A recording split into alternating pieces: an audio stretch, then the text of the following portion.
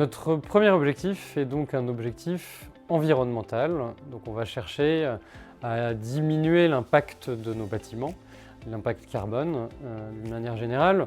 Donc pour ce faire, la première étape, ça va être de mesurer les choses. Donc on va faire sur chacun de nos bâtiments désormais, dans le prolongement de la réglementation environnementale de 2020, on va faire une analyse de cycle de vie pour justement pouvoir quantifier, calculer quel est l'impact carbone des matériaux, de la phase construction et de la phase exploitation du bâtiment.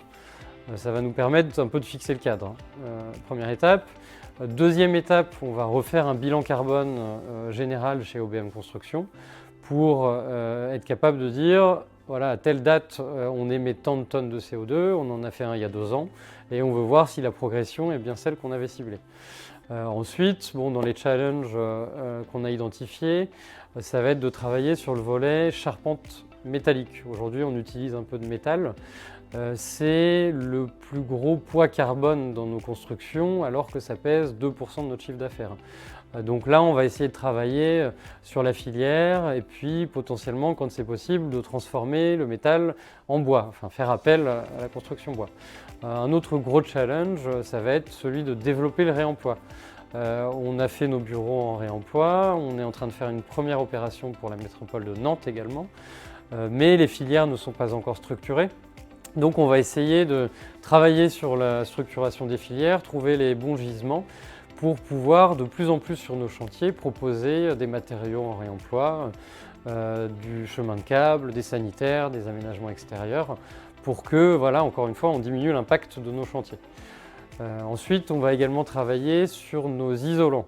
Le but étant d'augmenter la proportion d'isolants biosourcés qu'on va utiliser.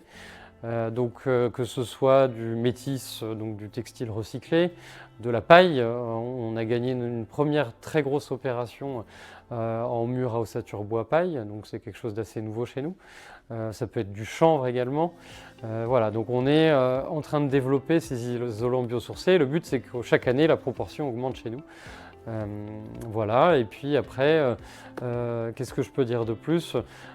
Effectivement, faire en sorte que nos fournisseurs et nos sous-traitants puissent évoluer et donc fassent un bilan carbone, se fournissent de manière un peu plus raisonnée, vertueuse et une gestion forestière également responsable. Voilà, donc on essaye de remonter la filière pour faire en sorte que tous les acteurs qui vont participer à la construction d'un bâtiment puissent progresser et puissent suivre un peu notre dynamique.